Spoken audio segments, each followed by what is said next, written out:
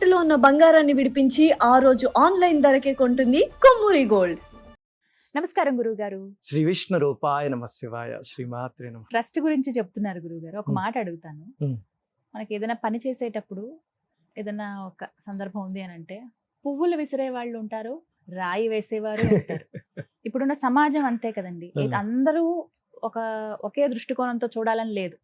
ఎన్నో రకాలుగా మాట్లాడుతూ ఉంటారు, చెప్తూ ఉంటారు. ట్రస్ట్ అనగానే ఇప్పుడు ఎప్పుడైతే డొనేషన్స్ అనేవి వస్తాయి, తీసుకుంటామనే మాట వచ్చిందో ఇలాంటి పరిస్థితులు కూడా ఎదుర్కోవాలి. మరి ఇవన్నిటికీ సిద్ధపడే ప్రారంభించారా? ఏం చెప్పదలుచుకున్నారు? మంచి ప్రశ్న అడిగారమ్మా. ఒకటి ఏమిటంటే, మనం మంచి పని చేసినప్పుడు ఎప్పుడూ కూడా దానికి తోడ్పడే వాళ్ళు ఉంటారు, కాళ్ళు బుచ్చు కిందకి లాగేద్దామని చూసేవాళ్ళు ఉంటారు. ఉదాహరణకి విశ్వామిత్ర మహర్షి అంతటా ఆయన యాగం చేస్తూ ఉంటే దాన్ని చెడగొడదామని పైన మారీచి సుబాహులు వచ్చారా? అలాగనే గతంలో మేము పూజలో అవన్నీ విస్తృతంగా చేస్తున్నప్పుడు జనాల్ని దాన్ని డిస్టర్బ్ చేసే మారీచ సుబాహులు కూడా వచ్చారు. అలాగే నేను ఇందాక చెప్పాను కదా, రాబంధువులు నాకు చాలా మేము నవ్వుకుంటూ పెట్టుకున్న ఒక పేరు. వాళ్ళు ముఠాల కింద ఏర్పడి ఆ పూజల్ని వాటిని భగ్నం చేయడానికి చాలాసార్లు ప్రయత్నించారు. కాకపోతే మేము ఏమిటంటే మంచి పని చేస్తున్నాం, అమ్మవారిని నమ్ముకుని అలా వెళ్ళిపోవడమే అంతే. అలాగే ఇప్పుడు ఈ ట్రస్ట్ విషయంలో కూడా మేము ఆ పకడ్బందీగా అన్నీ చేసుకున్నాం. అంటే ఒకటేమిటంటే ఇది చారిటబుల్ ట్రస్ట్ కాబట్టి వచ్చిన ప్రతి రూపాయి కూడా ప్రభుత్వం క్వశ్చన్ చేస్తుంది. అందుకే చారిటబుల్ ట్రస్ట్ కింద ఓపెన్ చేశాను తప్ప మీరు మాకు ఊరికే పేటీఎంకి డబ్బులు పంపించండి మేము ఏదో మంచి పనులు చేస్తాం అలా. ఎందుకంటే డబ్బు వస్తే ఎవరికైనా డిస్టర్బ్ అయ్యేది ఉంది. అందుకని ఏమిటంటే ఇప్పుడు వాళ్ళు ఊరికే మా పేటీఎంకి పంపించేస్తారు అనుకోండి, మా Paytm, Google pay, phone pay వీటికి పంపించండి అని కాదు, చారిటబుల్ ట్రస్ట్కి మాత్రమే పంపించండి. ఎవరైనా ఒక 100 రూపాయలు ఇచ్చినా సరే తీసుకెళ్ళి దాన్ని ట్రస్ట్లో పెట్టడమే తప్ప చచ్చినా వాడుకోకూడదు. అందుకే ఎవరిని కూడా ధనం రూపంలో వద్దు, ట్రస్ట్కి మాత్రమే పంపించండి అని పెట్టాను. దీనివల్ల మా వైపు నుంచి మాకు నిబద్ధత ఉంటుంది. రెండోది ఏమిటంటే, కేసెస్ అన్నిటికీ సర్వ్ చేస్తున్నప్పుడు కొన్నిసార్లు మోసపూరితమైనవి రావచ్చు, మేము ఏదో అమాయకంగా వెళ్ళిపోవచ్చు. అందుకని ఏం చేస్తామంటే ఒక 8 మంది టీంని పెట్టాం. అందులో లాయర్లు ఉన్నారు, డాక్టర్ ఒక ఆయన ఉన్నారు, అలాగే ఇంకా బాగా తెలివైన వాళ్ళు ఉన్నారు, ఒక ప్రోగ్రామర్ ఒక ఆయన ఉన్నాడు, అందరూ ఉన్నారు. వీళ్ళు ఏం చేస్తారంటే ఏ కేసునైనా ఫస్ట్ తీసుకెళ్ళి వాళ్ళకి ఇస్తాం, మేము కూడా వాళ్ళకే సబ్మిట్ చేస్తాం.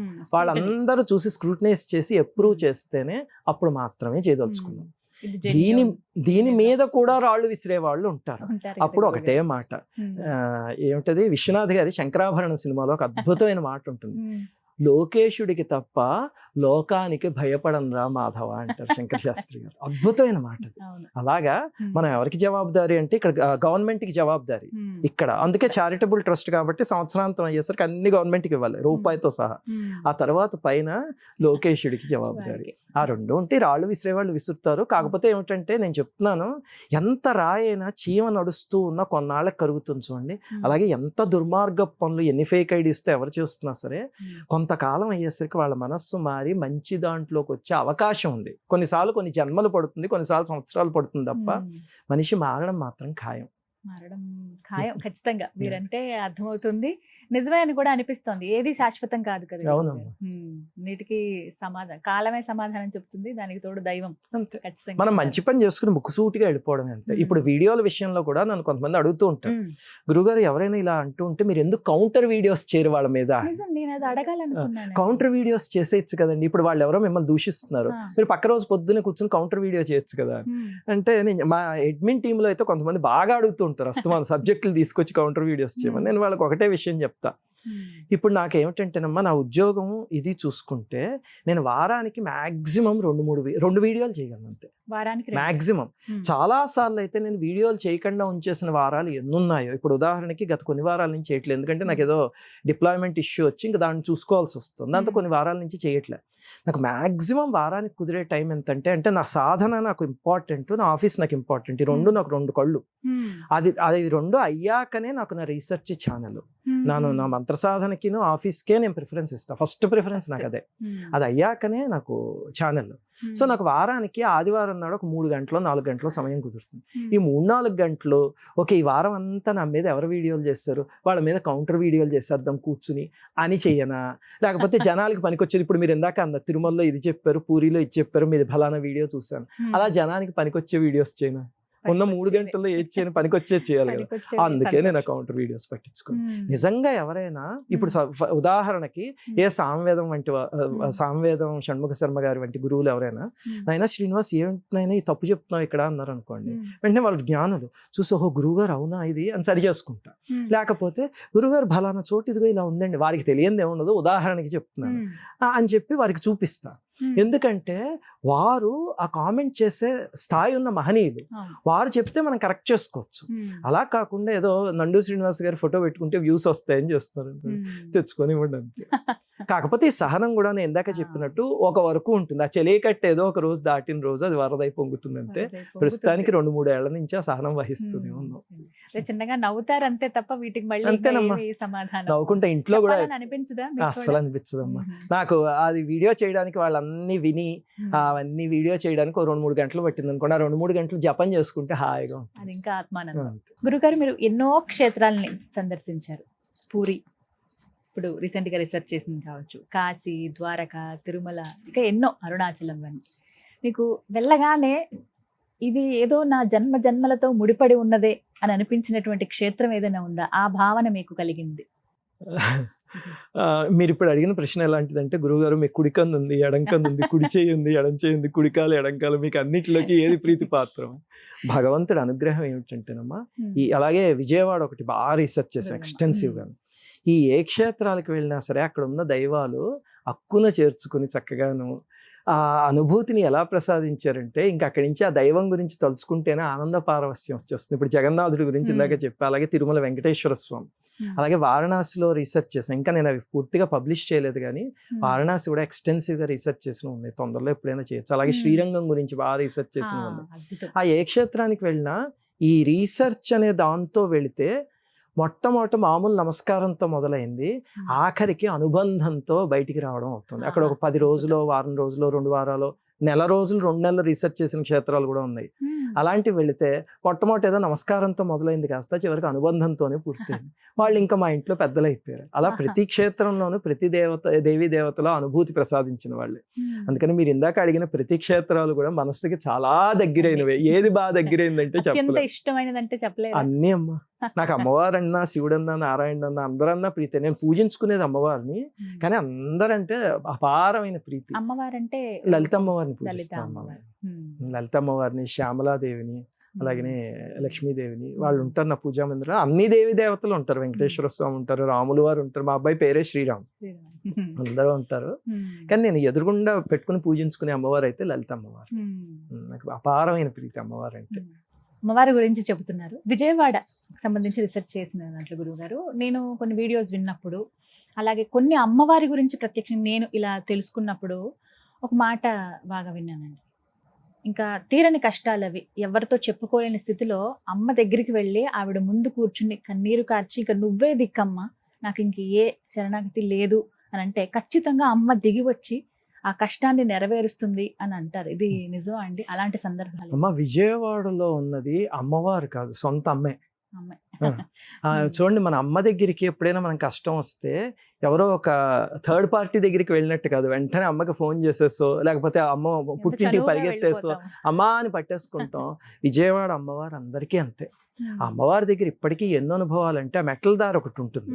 ఇప్పుడు ఈ కొత్తగా ఒక కాంప్లెక్స్ కట్టారు, మీరు అందులో చూస్తే పాత మెట్ల దారి అని ఒకటి ఉంటుంది అన్నమాట, చిన్నది, అది కొండెక్కేచ్చు. ఆ దారిలో ఇప్పటికీ అమ్మవారు ఎంతమందికి కనిపిస్తున్న దృష్టాంతాలు ఉన్నాయో ఇప్పటికీ.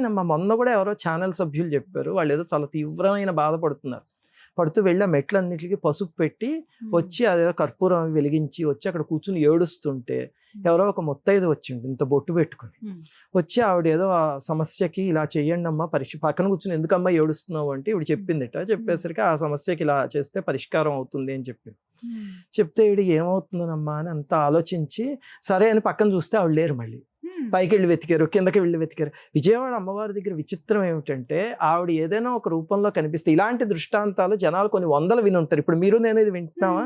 కానీ విచిత్రం ఏమిటంటే, రేపొద్దున మనకి అది జరిగింది అనుకోండి, ఆ 5 minutesలో ఆవిడ అమ్మవారు అనే స్పృహ మనకి రాదు. ఆవిడ అలాగ ఒక మాయని కప్పేసి, మనకి సౌందర్యలహరిలో అంటారు మహామాయ విశ్వం భ్రమయసి పరబ్రహ్మ మహిషీం అని. అలాగే ముందు ఆ మాయ అనే వాళ్ళ ఒకటి కప్పి ఆవిడ అమ్మవారు అని తెలియకుండా ఒక అమ్మలాగే అంతా చెప్పేసి వెళ్ళిపోయాక తీగ అనేది అమ్మవారు కనిపించారేమో అని వెతికితే ఎక్కడ దొరకరు.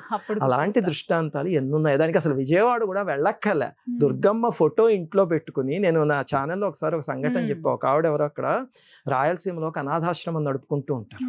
ఉంటే పాపం ఆవిడకి వాళ్ళు ఎవరో ఖాళీ చేసేయమని ఇంకా దారుణమైన పరిస్థితి వస్తే ఆవిడ దుర్గమ్మవారి భక్తురాలు. ఆవిడ అమ్మవారి దగ్గరికి వెళ్ళి ఏడిచేసి, అమ్మ నేను అనాథాశ్రమం నడుపుతూ ఉంటే నువ్వు నాకు సహకరించాల్సింది పోయి ఇలాంటి కష్టాలు తీసుకొస్తావా అని చెప్పి ఏడిచేశారు.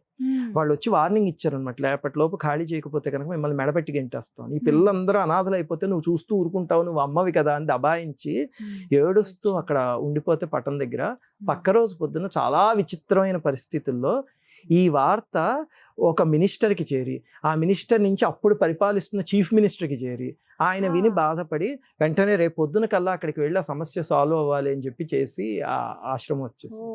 అమ్మవారు అలా పలుకుతారు ఇప్పటికీ, కానీ పలికేటప్పుడు ఆవిడ భ్రమ కలిగిస్తారు, ఆవిడ అని తెలియదు, తర్వాత గుర్తించి ఎక్కడ అని వెతుక్కుంటామమ్మా. అలాగే విజయవాడ కొండ మీద రాహుకాల దీపం అని ఒక ప్రక్రియ ఉంది. అది పెట్టేవాళ్ళు 3 మంది ఉన్నారు. పెడుతూ ఉంటా దీపం, ఎంత మందికి అమ్మవారు అనుగ్రహం కలిగిందో. మేము మా ఛానల్లో ఏం చేసామంటే ఏమిటయా ఈ లీల అని ఒక సిరీస్ మొదలుపెట్టాం. మాకు ఇలాంటి అనుభవాలు కలిగిన వాళ్ళందరూ, అంటే ఈ పూజలు చేసి కలిగిన వాళ్ళైనా, ఆలయాలకు వెళ్ళి కలిగిన వాళ్ళైనా, రాసినవి దాదాపు ఒక 40-50 వేల ఇవి ఉన్నాయి. వేలు వందలు కాదు. అవి మా అడ్మిన్ కొంతకాలం అయ్యాక మొట్టమొదటి అప్రూవ్ చేస్తూ వదిలేసేవాడు. కొంతకాలం అయ్యాక క్యాప్చర్ చేయడం మొదలుపెట్టి అతను ఒక రోజు అన్నాడు అనమాట, ఇవన్నీ జనానికి తెలియజేస్తే కనుక వాళ్ళు ఎక్కడికి వెళ్ళి మోసపోకుండా భగవంతుడి పాదాలు పట్టుకుని వాళ్ళ ఇబ్బందుల్లోంచి బయటపడచ్చు అని వాళ్ళకి నమ్మకం వస్తుందండి. దాంతో ఏమిటయ్యా ఈ లీలా అని మొదలుపెట్టాం. కానీ నేను చెప్పాను కదా, నాకు ఈ 2 పడవల ప్రయాణం వల్ల కుదరదు.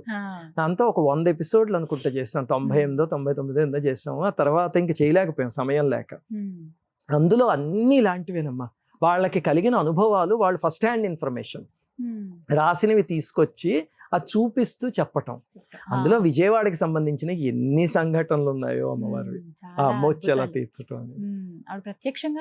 అంతేనమ్మా. అలాంటివి వింటూ ఉంటేనే మన భక్తి బలపడుతుంది.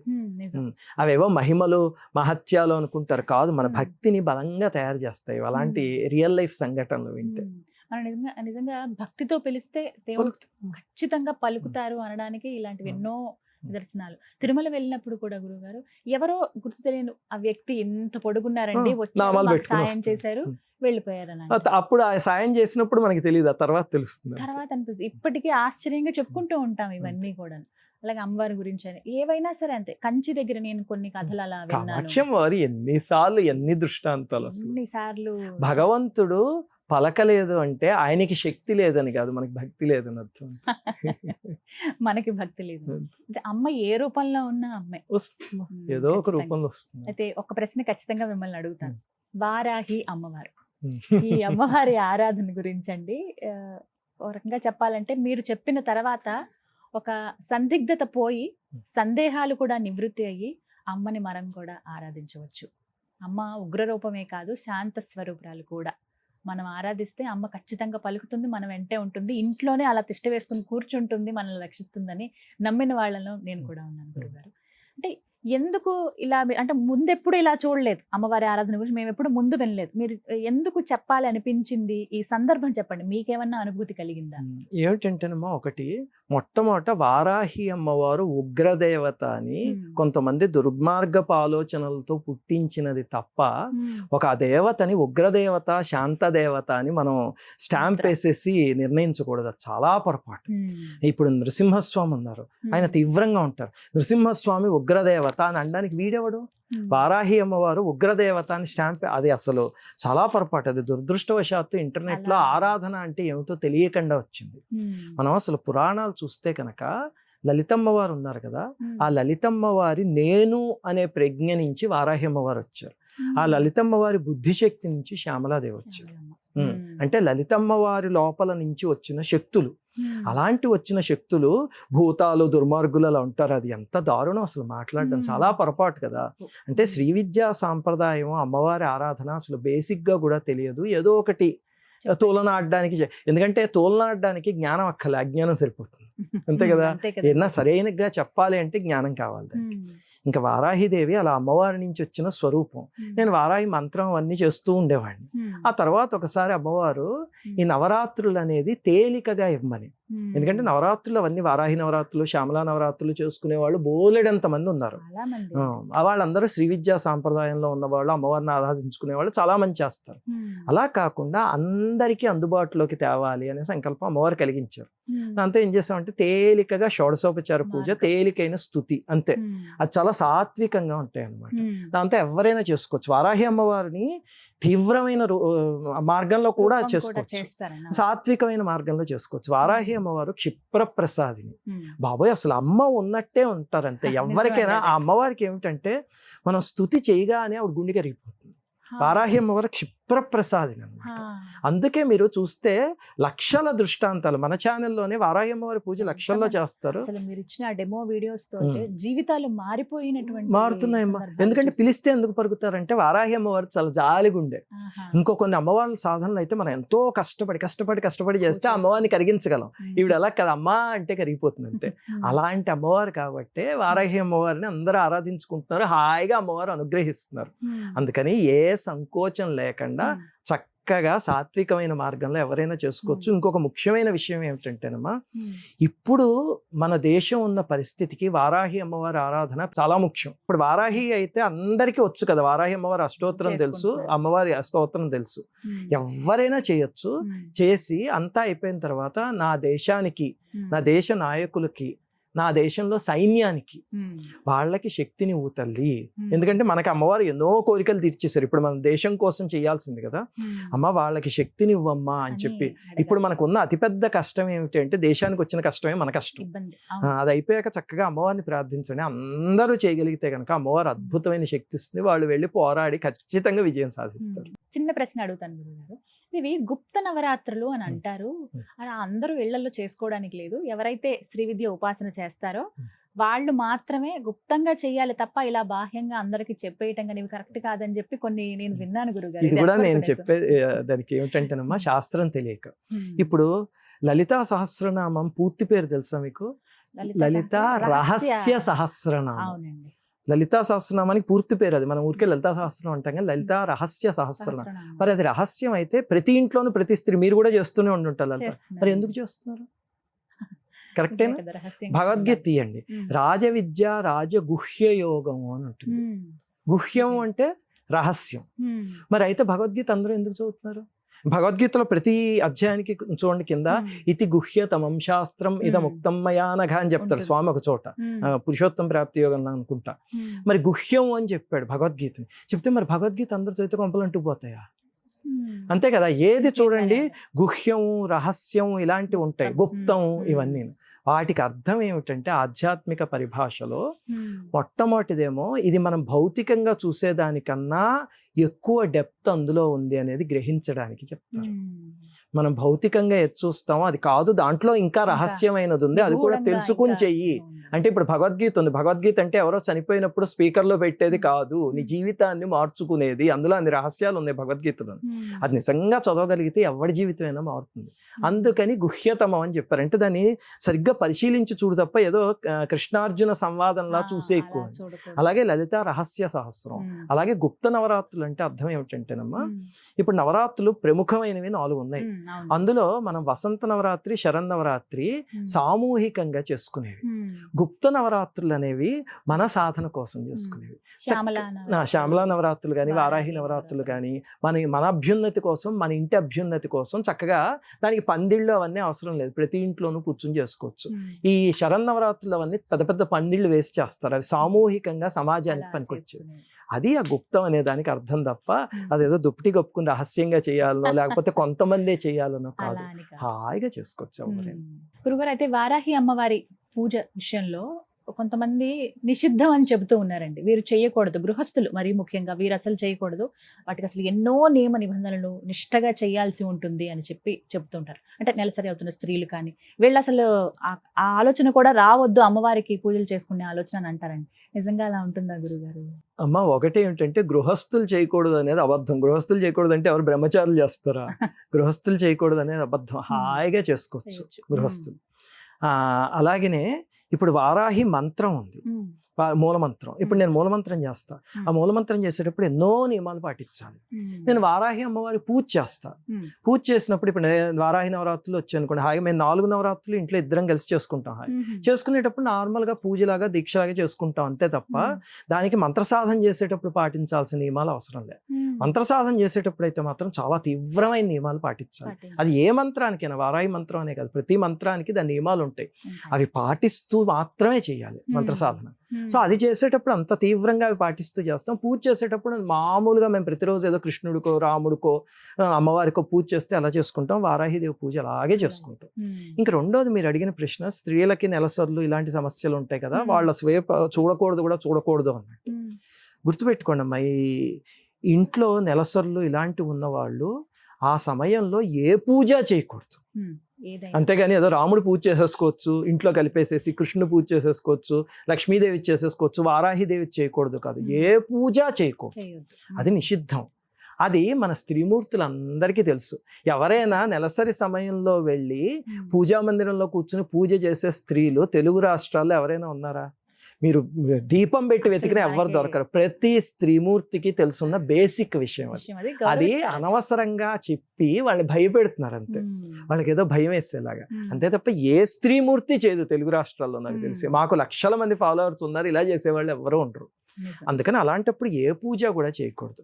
ఇంకా అటువంటి ఇళ్ళు ఉన్నాయనుకోండి, అంటే కొన్ని ఇళ్లలో ఇప్పుడు మా ఇంట్లో అయితే వీళ్ళు దూరంగా కూర్చుంటారు, వాళ్ళు ఒకే గదికి పరిమితం అయిపోతారు. అప్పుడు నేను ఏం చేస్తాను అంటే హాయిగా పూజ చేసుకుంటాం. వాళ్ళు స్నానం ఇంట్లోకి వచ్చాక 5వ రోజు నుంచి వాళ్ళు కూడా చేసుకుంటారు. కొన్ని ఇళ్లలో సౌలభ్యం ఉండదు. ఇప్పుడు అన్ని మైక్రో ఫ్యామిలీస్ కదా, ఆ సౌలభ్యం ఉండదు, ఇద్దరే ఉన్నారు, తప్పదనుకోండి. అప్పుడు సామాన్యంగా ఆ ఇంట్లో సంధ్యావందనం చేయడం కూడా కష్టమే. అలాంటప్పుడు అప్పుడు ఏం చేయాలంటే వాళ్ళు వీళ్ళని ఒక చోట పెట్టి ఇల్లుని ఇంకొక చోట పూజా మందిరం అన్ని ఏర్పరచుకుని పొద్దున్నే స్నానం చేసి చేయడం ఒక మార్గం. ఇంకా అసలు లేదా ఇంట్లో కలిపేస్తారు, కుదరదు అనుకుంటే వాళ్ళకి, నాకు తెలుసున్న ఒక అతను ఉన్నాడు, అతను మంచి సాధకుడు, కానీ పాపం అతనికి ఇబ్బంది ఉంది. దాంతో అతను ఏం చేస్తాడంటే వాళ్ళ భార్య ఇలా ఉన్నప్పుడు పొద్దున్నే స్నానం చేసేసి ఆలయానికి వెళ్ళిపోతాడు, అటు నుంచి అటే, ఇంక ఇంట్లోకి రాకుండా వెళ్ళిపోయి అక్కడ అతను సంధ్యావందనం అనుష్ఠానం చేసేసుకుని అప్పుడు ఇంటికి వస్తాడు. సో మనస్సు ఉంటే మార్గం ఉంటుందమ్మా, వెతుక్కోవాలి ఏదైనా అంతే. కానీ ఈ బహిష్టులో ఉన్న వాళ్ళు మాత్రం ఏ పూజ చేయకూడదు. వారాహిదేవి అనే కదా 5 రోజుల పాటు అంతేనమ్మా. 4వ రోజు పొద్దున్న స్నానం అవుతుంది కదా, ఇంకొక రోజు వదిలేసి 5వ రోజు నుంచి హాయిగా చేసుకోవచ్చు. అమ్మవారి ఫోటో గురించి కూడా ఎన్నో వాదనలు. అసలు అమ్మవారి ఫోటో ఇంట్లోనే పెట్టుకోకూడదు, మీరు ఎలా పెడుతున్నారు? ఎందుకంటే కాశీని ఉదాహరణగా చూపిస్తుంటారు. అమ్మవారు రాత్రి సంచరించేదే, ఉదయం పూట అసలు ఆమె తలుచుకోవటం కానీ ఆమెను ఇబ్బంది పెట్టకూడదు. ఆమె నిద్రిస్తున్నప్పుడు లేపితే ఎవరికైనా ఎలా డిస్టర్బెన్స్ అవుతుందో అలాగే అమ్మకు కూడా డిస్టర్బెన్స్ అవుతుంది. మనం అసలు కాశీ వెళ్తే అలా కూడా డైరెక్ట్గా కూడా చూడలేం కదా. మీరు ఇళ్లలో ఫోటోలు అలా ఎలా పెట్టేసుకుంటారు? పెట్టుకోవద్దని కూడా వింటున్నామండి, నిజమా గురుగారు? అమ్మాయి వీళ్ళు ఎవరైనా ఇది మాట్లాడితే ముందు వారాహి తంత్రం ఉంది, అందులో ఇది ఎక్కడుంది చూపించండి అని అడగాలి ఫస్ట్. ఎందుకంటే వారాహి తంత్రం నేను 3 సార్లు చూశాను. మొట్టమొదట అది అడగాలి, అది ఎక్కడ కనిపించదు. ఇవన్నీ యూట్యూబ్ తంత్రాలు తప్ప వారాహి తంత్రం కాదు ఇది. అందుకని హాయిగా అమ్మవారి ఫోటో పెట్టుకోవచ్చు ఎవరైనా. లలితాదేవి ఎలాంటి ఆవిడ, లలితాదేవి యొక్క నేను అనే ప్రజ్ఞ నుంచి వస్తే లలితాదేవి ఫోటో పెట్టుకుంటున్నా వారాహిదేవి ఫోటో పెట్టుకోనంటే ఎంత అజ్ఞానం అది. అంటే అది ఎలా ఉంది అంటే, మా అమ్మ పసుపు రంగు చీర కట్టుకుంటే మా అమ్మని పూజిస్తా, మా అమ్మ ఎర్ర రంగు చీర కట్టుకుంటే చిచిచి మా అమ్మని ద్వేషిస్తా అని ఎవడైనా అంటే మూర్ఖుడు అని అర్థం. ఒరే, చీర పసుపు రంగైనా చీర ఎర్ర రంగైనా లోపల ఉన్న మీ అమ్మ ఒకటే అని అర్థమైతే అప్పుడు అమ్మతత్వం ఏంటో తెలుస్తుంది. అంతేగాని చీరను చూసి ఇలాగా అనుకున్నాడు అంటే అతనికి అసలు అమ్మ అంటే ఏమిటో తెలియదు అని అర్థం. అలాగనే అమ్మవారు ఒక రకం చీర, అంటే చీర అంటే స్వరూపం అనుకోండి, వేసుకుంటే అది లలితమ్మ. ఇంకో రకం చీర కట్టుకుంటే వారాహి అమ్మ, ఇంకో స్వరూపంలో వస్తే సరస్వతి, ఇంకో స్వరూపంలో వస్తే శ్యామల. కానీ లోపల ఉన్న అమ్మ మాత్రం ఒకటి. చీరలు మారుస్తుంది అంతే ఊరికే. మనకి రోజు అమ్మ ఇంట్లో ఎలా కనిపిస్తుందో అలాగే అమ్మ. హాయిగా పెట్టుకోవచ్చు వారాహి అమ్మవారు. ఇంకా రెండోది వారణాసి గురించి చెప్పినది కూడా, అందులో నిజానిజాలు ఏమిటి అంటే, అమ్మవారు వారణాసికి గ్రామపాలిక, క్షేత్రపాలిక. అందుకని అలాగనే పూరి ఆలయంలో కూడా భేదకాళి అని ఒక అమ్మవారు ఉంటారు, కాళికా అమ్మవారు. ఆవిడ ఏం చేస్తారంటే విచిత్రంగా పొద్దునంతా ఆలయం మూసేస్తారు, సూర్యాస్తమయం అయ్యాక తెలుస్తారు. తెలిస్తే రాత్రి ఆవిడ సంచరిస్తూ ఉంటారు. అలాంటి సంఘటనలు పూరిలో జరిగినవి కూడా నేను కొన్ని చెప్పా ఛానల్లో. ఆవిడ ఆలయంలో రాత్రి సంచరిస్తూ ఉంటారు అమ్మవారు. మళ్ళీ పొద్దున్న అయ్యేసరికి ఆవిడ లోపలికి వెళ్ళిపోతారు, ఆలయం మూసేస్తారు, మళ్ళీ రాత్రి మాత్రమే తెరుస్తారు. మిగతా రోజంతా మీరు చూస్తే ఆలయం మూసేసి ఉంటుంది. సాయంత్రం సూర్యాస్తమయం అయ్యాక తెలుస్తుంది. అంటే కాళికాదేవిని పొద్దున పూజించకూడదు, సాయంత్రం పూజించాలంటే అక్కడ ఆవిడ ఆ క్షేత్రాన్ని పరిపాలిస్తున్నారు కాబట్టి అక్కడ ఆ నియమం. అలాగే వారణాసిలో కూడా ఆవిడ క్షేత్రపాలిక కాబట్టి సామాన్యంగా అమ్మవారు రాత్రి పూట యాక్టివేట్ అయ్యి ఉంటారు, ఉదయం పూట అక్కడ విశ్రాంతి తీసుకుంటారు అన్నట్టు. ఆ విశ్రాంతి అంతా కూడా మన వైపు నుంచి ఇచ్చే, ఇప్పుడు వెంకటేశ్వర స్వామికి రాత్రి 12-1 అయ్యాక ఆలయం మూసేసి స్వామి ఇప్పుడు విశ్రాంతి తీసుకుంటాడు అంటే ఆయన ఏమైనా నిద్రపోతాడా? ఆయన అఖిలాండ కోటి బ్రహ్మాండ నాయకుడు. ఇక్కడ మనకి రాత్రి అయితే ఇంకొక ప్రపంచంలో ఆయనకి పగలు, అక్కడ లేచి ఉంటాడు ఆయన, అంతే కదా. అమ్మవారికి అంటారు ఉన్మేష నిమిషోత్పన్న విపన్న భువనావళి అని. అమ్మవారు నిజంగా కళ్ళు మూసి నిద్రపోవడం ప్రారంభిస్తే మొత్తం ప్రళయం వస్తుంది. ఉన్మేష నిమిష ఉత్పన్న విపన్న భువనావళి అని. కళ్ళు తెరిస్తే ప్రపంచం ఉదయిస్తుంది, సృష్టి, కళ్ళు మూస్తే సృష్టి అంతం అయిపోతుంది అని చెప్తారు. అలాంటి అమ్మవారు నిద్రపోవడం ఏమిటి అసలు? కానీ వారణాసిలో అది పెట్టారు. ఇప్పుడు ఉదాహరణకి చూస్తే మీరు గతంలో వారణాసిలో పొద్దున్న 4-5 వారాహి ఆలయం తెరిచి 1 గంట నుంచి మళ్ళీ మూసేసేవారు. ఇప్పుడు జనాలు విపరీతంగా వెళ్తూ ఉంటే పొద్దున్న 7 నుంచి 9:30 వరకు అంతవరకు తెరుస్తున్నారు. ఇప్పుడు మారిపోయే నియమాలు. మరి పొద్దున్న తెరవడం అంత అపాయకరం అయితే ఇప్పుడు పొద్దున్న 9-9:30 కూడా వారాహి ఆలయం తెరిచి ఉంటుంది జనాలందరికీ దర్శనం చేయడం. మరి వాళ్ళు ఎందుకు చేస్తారు? వాళ్ళకి ఆ మాత్రం తెలియదా? కాకపోతే వారాహి శక్తికి ఏమిటంటే, ఇప్పుడు మీరు కవచం లాంటిది చూస్తే కనుక త్రిసంధ్యం ఎఫ్ పఠేత్ అని ఉంది. అంటే 3 సంధ్యల్లోనూ చదువుకోండి అని మహర్షి రాసేసారు అందులో. ఇంకా మహర్షి మాటకి మనమేం చెప్పగలం? 3 సార్లు చదువుకోండి అని మహర్షి చెప్పారు. కాకపోతే వారాహి శక్తి సూర్యాస్తమయం అయ్యాక ఎక్కువ అందుబాటులోకి వస్తుంది. అందుకని వారాహి నవరాత్రులు అవన్నీ సాయంత్రం చేసుకోగలిగితే అమ్మవారి శక్తిని చాలా తేలిగ్గా అనుభవించవచ్చు. అంతేగాని పొద్దున్న చేస్తే అమ్మవారు ఏదో చంపేస్తుంది అలాంటివి ఏమీ లేవు, ఏమీ లేదమ్మా. అనవసరంగా అమ్మవారిని వీళ్ళు ఏమిటంటే, ఇప్పుడు కొన్ని చోట్ల ఎక్కడో మాతృభూతాలు అని ఉంది. మాతృభూతాలు అంటే వీళ్ళు ఏం చేస్తారంటే సప్తమాతృకలే మాతృభూతాలు అని చెప్పి ముడిపట్టేసి వారాహి అమ్మవారు భూతం అని ప్రచారం చేసేస్తున్నారు. శాస్త్రంలో మాతృభూతాలు ఎవరు, సప్తమాతృకలు ఎవరు, వీళ్ళ పేర్లు ఏమిటి, వీళ్ళ పేర్లు ఏమిటి 2 ఉన్నాయి. శాస్త్ర గ్రంథాలు తెలియక చదవక వచ్చినవి ఇవన్నీ 2. ఈ మాతృభూతాల పేర్లు ఏమిటి 7, సప్తమాతృకలు ఎవరు 2 చోట్ల ఉన్నాయి. తెలియక మాతృ అనే పదం పుచ్చుకుని దీనికి అన్వయించేస్తున్నారు. ఇప్పుడు సప్తమాతృకలందరూ భూతాలు అయితే సప్తమాతృకల్లో మొట్టమొదటి ఆవిడ బ్రాహ్మి అంటే సరస్వతీదేవి. సరస్వతీదేవి భూతమా? మాహేశ్వరి అంటే పార్వతీదేవి భూతమా? వైష్ణవి లక్ష్మీదేవి భూతమా? అలాగే సప్తమాతృకల్లో కొన్ని సాంప్రదాయాల్లో 8వది మహాలక్ష్మి అని ఉంటుంది. ఎంత దారుణం వాళ్ళందరినీ భూతాలు అనడం. మాతృభూతాలని వేరే ఉన్నాయి. ఈ కాన్సెప్ట్ వాళ్ళు ఎప్పుడు చదవలేదు, ఆ పేర్లు తెలియక అమ్మవారిని ఒక భూతం కింద పిక్చరైజ్ చేసేసి అది చాలా దారుణం అమ్మ. అమ్మవారు చల్లని తల్లి, ఎవరైనా ఆరాధించుకోవచ్చు. మీ ఛానల్ ముఖంగా మళ్ళీ ఒకసారి చెప్తున్నా, మనకి ఇలాంటి సందేహాలు వస్తే సామవేదం వారు అలాంటి ఉపాసకులు చెప్పాలి. మొన్న మధ్య సామవేదం వారు 2-3 చోట్ల వారాహి అమ్మవారిని సాత్వికంగా అందరూ ఆరాధించుకోండి అని చెప్పారు. వారు గురువులు, ఉపాసకులు, అలాంటి వాళ్ళు చెప్పాలి. చెప్తే ఉపాసన చేసిన వాళ్ళు చెప్తే కరెక్ట్ గా ఉంటుంది. చెప్పారు కాబట్టి నిజంగా అవి ఇంకాస్త తెలిసిందంటే మీ వీడియోల ద్వారా తప్పకుండా చేసి పూజలు చేసి గట్టెక్కిన వాళ్ళు కష్టాల నుంచి ఎంతమంది, లక్షల మంది ఉన్నారండి. మీకు వీటికైనా ఇంకా ప్రత్యేకమైన వ్యాపకం ఏమన్నా ఉంటుందా గురువు గారు? ఇంకా కేవలం పూజలు చేయటం, ఈ సాధన ఇక్కడ వరకు, ఏమైనా వీడియోస్ చేస్తే వీడియో వర్క్ ఇక్కడ వరకేనా, లేకపోతే ఇంకా ఏమైనా ఆట విడుపు అని అంటారు కదా అలాంటి? ఒకటి ఏమిటంటేనమ్మా, నాకు వివేకానంద స్వామి చెప్పింది ఒకటి నా వర్క్ ప్లేస్ లో రాసి ఉంటుంది. అది change of work is relaxation అని. సామాన్యంగా రిలాక్సేషన్ అంటే మనం ఏమనుకుంటాం అంటే వర్క్ నుంచి దూరం పారిపోవడం అనుకుంటాం. కాదు, ఎప్పుడు కూడా చేంజ్ ఆఫ్ వర్క్ రిలాక్సేషన్. అది నేను అనుభవిస్తూ ఉంటాను. అంటే ఇప్పుడు నేను ఏదో వీడియోల కోసం రీసెర్చ్ చేస్తున్నాను అనుకోండి, ఏదో ఆలయం రీసెర్చ్, కాసేపు అయ్యాక నాకు టైర్డ్గా అనిపించింది అనుకోండి, అది మానేసి వేరే పుస్తకం చదివితే నేను రిలాక్స్ అయిపోతాను. ఆ తర్వాత పుస్తకం 2-3 గంటలు అయ్యేసరికి కళ్ళకి బాడీకి కూడా స్ట్రెయిన్ అయింది అనుకోండి, వెళ్ళి జపం చేసుకుంటే రిలాక్స్ అయిపోతా. Change of work is relaxation. అలాగే మాకు బాగా రిలాక్సేషన్ ఏమిటంటే, నేను ఇందాక చెప్పినట్టు మేము స్లమ్ ఏరియాస్కి వాటికి వెళ్తూ ఉంటాం. అక్కడ మాకు ఎంత హాయిగా ఉంటుందో అసలు. ఆ పిల్లలు వాళ్ళందరూ ఉంటారు కదా, వాళ్ళతో ఆడుకుంటుంటే ప్రతి వాడితోనూ అందులో దేవుడు కనిపిస్తూ ఉంటాడు. ఎంత హాయిగా ఉంటుంది, ఎంత స్వచ్ఛంగా ఉంటారో వాళ్ళు. హాయిగా వాళ్ళతో కాసేపు ఆడుకుని, వాళ్ళతో కాసేపు కూర్చుని తిని, అలాంటివన్నీ చేసి, వాళ్ళకి అప్పుడప్పుడు సుశీల్ వెళ్ళి ఏం చేస్తుంటుందంటే తన పుట్టినరోజులు కానీ ఏమైనా ఉంటే అక్కడికి వెళ్ళి వాళ్ళకి పార్టీలు ఇస్తూ వాళ్ళతో సరదాగా ఆడుకుంటూ అవన్నీ చేస్తుంటే అదొక రిలాక్సేషన్. అలాగే కొన్నిసార్లు ఏం చేస్తాం అంటే, మాకు పాత సినిమాలు అంటే చాలా ఇష్టం.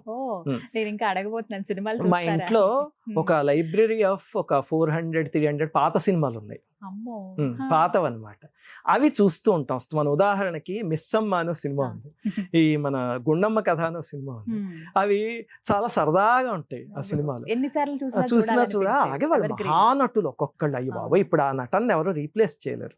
అలాగే మనకి పౌరాణిక సినిమాలు చూస్తే ఇప్పుడు భక్త ప్రహ్లాదలో ఆ ఎస్వి రంగారావు గారికి ఈ రోజారమణి, అయ్యి బాబోయ్ 5 ఏళ్ల పిల్ల అంత పెద్ద మహానటుడితో ఆయన దిగ్గంటే అక్కడ అంత ధీటుగా నటించింది. అవి చూసి పొంగిపోతాయి. ఎన్నిసార్లు చూస్తాము భక్త ప్రహ్లాద్, మా పిల్లలకు కూడా అవన్నీ బట్టి అలాగే అప్పుడప్పుడు ఎప్పుడైనా కావాలంటే చూస్తూ ఉంటాము. ఇవే ఆట విడిపోయి అంతే, అన్ని ఆట విడిపోయి, చేసే పని అంతా ఆట విడిపోయి, ఈ పని నుంచి ఆ పనికి షిఫ్ట్ అవ్వడమే ఆట విడిపోయి. ఆఫీస్ వర్క్ బాగా ఎక్కువ అయిపోతుంది అనిపించింది అనుకోండి, వెంటనే ఛానల్ కి సంబంధించిన రీసెర్చ్ మొదలెట్టేసరికి మైండ్ అంతా కూల్ అయిపోతుంది. Change of work is relaxation.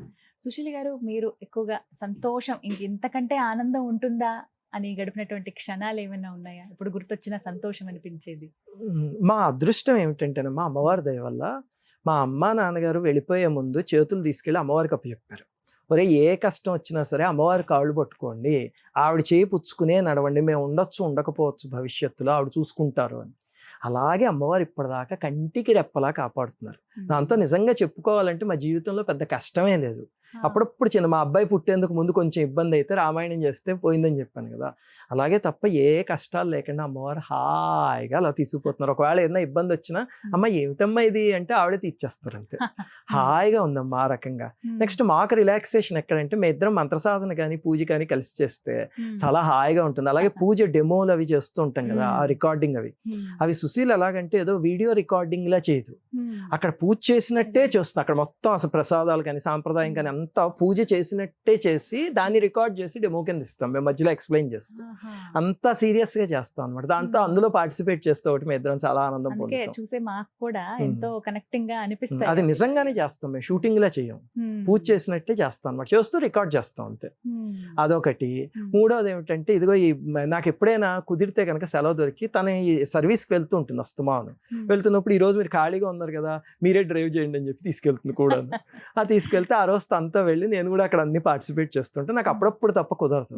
అలా వెళ్తూ ఉంటే హాయిగా ఉంటుంది. ఇదిగో ఇప్పుడు రేపు పొద్దున ఇక్కడ ఎవరో పాపం ఒక అమ్మాయికి చాలా బాగోలేదు అస్సలని, ముఖ్యంగా సుశీల్ వచ్చింది దానికోసం. హైదరాబాద్ రావడానికి ముఖ్యమైన కారణం అదనమాట. ఏమిటంటే ఆ అమ్మాయికి పాపం చాలా బాగోలేదు, ఏదో 2 కాళ్ళు లేవుట, చాలా దారుణమైన పరిస్థితిలో ఉందంటే ఆ అమ్మాయిని చూడటానికి వెళ్తాను. వెళ్తూ రేపు ఎలాగో మీరు వస్తున్నారు కదా అంటే నేనేదో వేరే అపాయింట్మెంట్స్ ఉన్నాయి, లేదు రేపు పొద్దున ఇద్దరం కలిసి వెళ్దాం అక్కడికి, ఆ తర్వాత నుంచి నేను చూసుకుంటాను ఆ సర్వీస్ అంతాను, బట్ వెళ్ళడం మాత్రం ఇద్దరం కలిసి వెళ్దాం. సరే అయితే పద వెళ్దాం అన్నా. తనకి అది ఆనందం.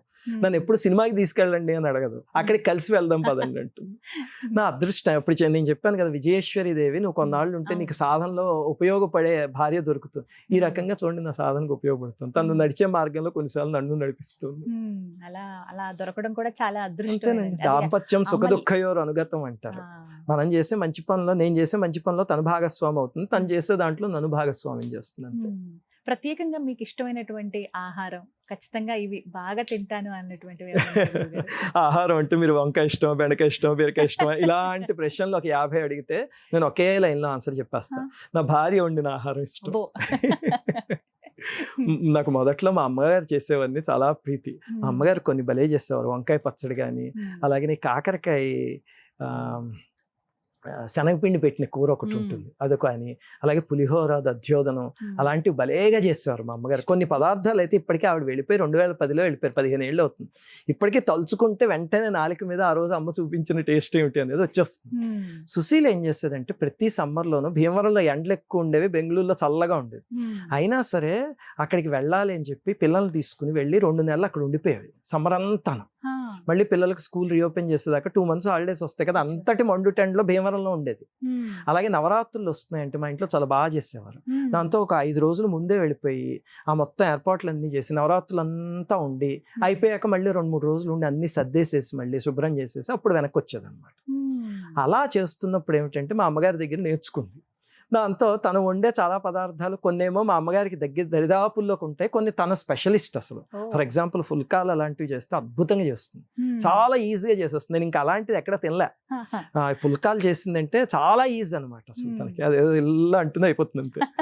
దాంతో నేను ఇప్పుడు ఎక్కడికైనా వేరే కంట్రీకి కానీ ఎక్కడికైనా వెళ్ళాను అనుకోండి, అక్కడ తప్పక బయట ఫుడ్ తినాల్సి వస్తుంది కదా. తిన్నా సరే ఎప్పుడు ఇంటికి వచ్చేసి సుశీల్ చేసిన ఫుడ్ తిందామా అనిపిస్తుంటుంది. సో ఇష్టమైన ఆహారం ఏమిటంటే వన్ లైన్ లో నా భార్య వండిన ఆహారం.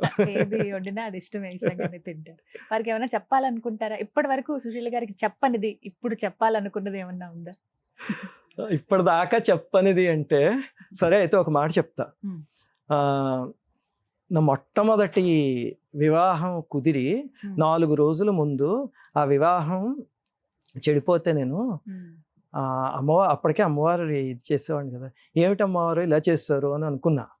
కానీ ఈరోజు ఈ ఛానల్ ముఖంగా చెప్తున్నాను, అమ్మవారు నాకు చాలా మంచి చేసి అద్భుతమైన భాగస్వామిని ఇచ్చారు. అందువల్లే నేను ఆనందంగా ఏ కంప్లైంట్లు లేకుండా వెళ్ళగలుగుతున్నాను. అది నేను ఎప్పుడు సుశీలకి అయ్యో తన కంటతడి పెట్టుకుంటాను.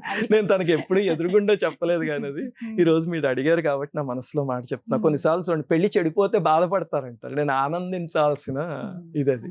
అందుకనే అమ్మవారు చక్కగా నాకు మంచి భాగస్వామిని ఇచ్చారు. ఇప్పుడు రేపొద్దున ఈ ట్రస్ట్ లో ఇంకా చాలా సేవా కార్యక్రమాలు చేయగలిగాం అనుకోండి, అది నాకు కూడా లర్నింగ్, ఎందుకంటే ప్రారంభించింది తనే. అందుకని తన మార్గంలో ఇంతకాలం నా మార్గంలో వెళ్ళింది పూజలు ఇవన్నీ, ఇప్పుడు తన మార్గంలో ఈ ట్రస్ట్ ద్వారా నడిస్తే నాకు ఎంత ఆనందం. నిజంగా అండి, అంటే అలాంటి భార్య దొరకడం కూడా జన్మ జన్మల పుణ్యం. అమ్మవారు అంతే, అమ్మవారు ఆ రకంగా చేసి ఇక్కడ కలిపారు, తీసుకొచ్చి. అంటే ఒరే మీ ఇద్దరికి ఉందిరా అనుబంధం, నువ్వు మిగతా కాదు పక్కన పెట్టని చెప్పి తీసుకొచ్చి ఇలా చేసి సాధనలో తోడడం అనేది ఇంకా గొప్ప విషయం అండి. అలాగే ఇందాక మీరు అడిగారు కదా అమ్మవారి విషయంలో చెప్తున్నా, ఆవిడ తల్లి దయ ఏమిటంటే ఇలా ఎవరైనా కీడు చేద్దామని చూసినా సరే నా జీవితంలో దాన్ని ఎప్పుడు మార్చేసి మళ్ళీ నాకు మేలు కింద చేస్తారు. సవ్యాపసవ్య మార్గస్థ సర్వాపద్ది నివారిణి అంటారు. చూడండి, ఇందాక నేను చెప్పినట్టు ఆ వివాహాన్ని ఎవరో పుణ్యం కట్టుకున్నారు ఆ బంధువులు కొంతమంది, కానీ వాళ్ళు ఎందుకు అలా చేస్తారు? వాళ్ళు నాకు కీడు చేద్దామని చేస్తారు. అమ్మవారు ఏం చేస్తారు? నాకు ఉపయోగపడే జీవితకాలం పాటు నాతో కూడా నడిచే జీవిత భాగస్వామిని, భార్యని కాదు, ఇచ్చారు. అలాగే ఎవరు ఏం చేసినా అమ్మవారు దాన్ని నాకు మేలు కింద మారుస్తున్నారు. అది ఆ తల్లి కారుణ్యం అంతే. మొత్తానికి ఒక సహధర్మచారిణి చక్కటి మనిషి దొరికారు కాబట్టి ఇంత దూరం నడవగలిగారు. మీ మాటల్లోనే అర్థమైంది వారి మంచితనం ఏంటి, వారి గొప్పతనం ఏంటంటే. అంటే మామూలుగా తెలుసు మాకు, మేము కూడా ఇలా వీడియోస్ ద్వారా చూసిన వారమే, కానీ ఇప్పుడు ఇంకా మీ మాటల్లో ఇంకా పూర్తిగా అర్థమైంది మాకు. అలాంటి మంచి వాళ్ళకి ఎప్పుడు మంచే జరుగుతుంది, మంచి మనసుతో ఉన్నారు కాబట్టి చాలా సంతోషం గురువు గారు. మాట్లాడుతూ ఉంటే సమయం తెలియదు, ఖచ్చితంగా మీ వీడియోలు చూస్తేనే సమయం తెలియదు అనుకున్నాను, కానీ ప్రత్యక్షంగా మీతో మాట్లాడినా కూడా సమయం తెలియకుండా గడిచిపోతుందని అయితే ఇప్పుడు అర్థమైంది నాకు. చాలా సంతోషం, ఇది నాకు నిజంగానే అదృష్టంగా భావిస్తాను మీతో సంభాషించే ఈ భాగ్యం దక్కడం అనేది. ఎక్కువ సమయం కేటాయించారు, మళ్ళీ మిమ్మల్ని కలవాలని మనస్ఫూర్తిగా కోరుకున్నాం. అయితే ఈ ఇంటర్వ్యూ ఆద్యంతం కూడా ఎక్కడ మిమ్మల్ని నొప్పించలేదనే భావిస్తున్నాను. ఏమీ లేదమ్మా, ఇదంతా అమ్మవారి నిర్ణయం. అలాగే చూడండి, మనం కాసేపు ఏదో సంభాషించుకుందాం అనుకునేది మీరు రకరకాలైన ప్రశ్నలు అడగడం, దాంతో ఎన్నో విషయాలు తెలుసుకోవడం, ఇదంతా అమ్మవారి నిర్ణయం. ఏది రోజు చెప్పాలి జనాలకైనా అమ్మవారు నిర్ణయించారో అదే బయటకు వస్తుంది. అదంతా తల్లిదే. కార్యక్రమం చాలా సంతోషం అండి, ఇంత సమయం కేటాయించినందుకు. కార్యక్రమాన్ని ముగించే ముందు ఒక చిన్న విన్నపం నా నుంచి ఖచ్చితంగా మీరు అంగీకరిస్తారని కోరుకుంటూ. పహల్గావ్ ఘటన చాలా బాధాకరం. ఎంత అంటే ఏమీ తెలియని అమాయకులు ప్రాంతాన్ని పర్యటించి చూద్దాం అనే వాళ్ళు బలైపోయిన పరిస్థితి. వారికి ఒక్క నిమిషం మౌనం పాటించి మన కార్యక్రమాన్ని ముగిద్దాం.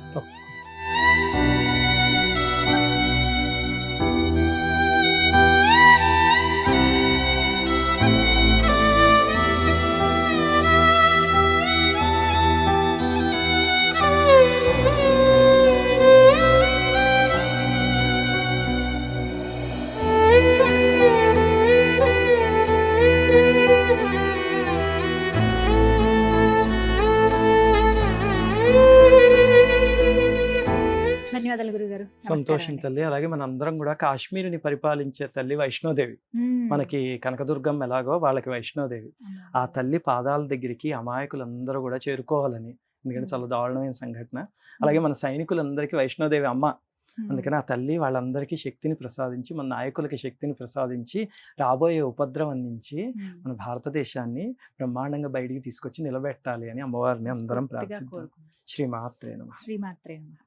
ధన్యవాదాలు గురు. సంతోషం.